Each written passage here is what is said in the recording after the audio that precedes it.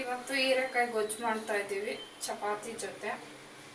Madam oil ಹಾಕ್ಕೊತಾ ಇದ್ದೀವಿ.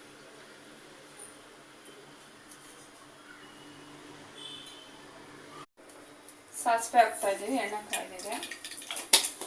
ಆಮೇಲೆ ಬೆಳ್ಳುಳ್ಳಿ ಜಜ್ಜಿ, ಕರಿಬೇವು,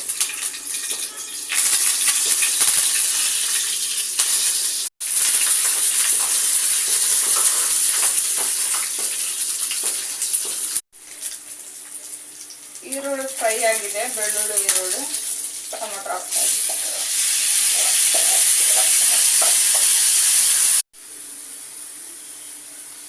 ಟೊಮೊಟೊ ಈರುಳ್ಳಿ ಎಲ್ಲ ಫ್ರೈ ಆಗಿದೆ. ಇದು ಹೀರೆಕಾಯಿ ಹಾಕ್ತಾ ಇದ್ದೀವಿ ಕಟ್ ಮಾಡಿ.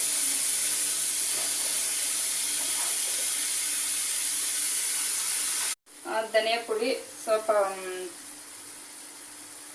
ಅರಿಶಿನ ಪುಡಿ, ಚಿಲ್ಲಿ ಪೌಡ್ರು, ಕಡಲೆ ಬೀಜ ಪುಡಿ.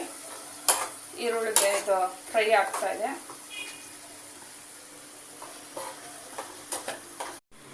ಹೀರೆಕಾಯಿ ಗೊಜ್ಜು ರೆಡಿಯಾಗಿದೆ. ಪಲ್ಯ ಚಪಾತಿ ಜೊತೆ. ಅದಕ್ಕೆ ಒಂಚೂರು ಕೊತ್ತಂಬರಿ ಸೊಪ್ಪು ಸೇರಿಸ್ಬಿಟ್ಟು